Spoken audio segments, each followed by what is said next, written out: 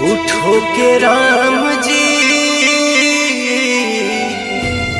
दिल तुम बनौला हो, ऊपर से प्रीत के रोग धरौला हो। हंसत जिंदगी में कहे अगिया लगौला हो, झूठो के राम जी दिल तुम बनौला हो, ऊपर से प्रीत के रोग धरौला हो।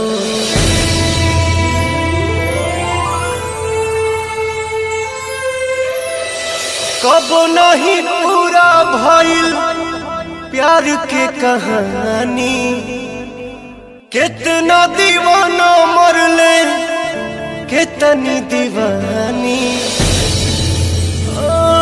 कबो नहीं पूरा भइल प्यार के कहानी, कितना दीवाना मरले कितनी दीवानी। नेहिया के बंधन काहे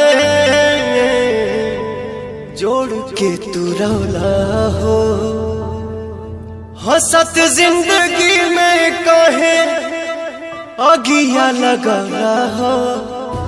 हंसत जिंदगी में काहे अगिया लगौला हो, झूठो के राम जी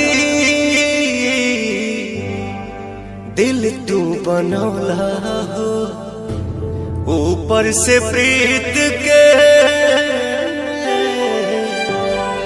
रोग धरौला हो।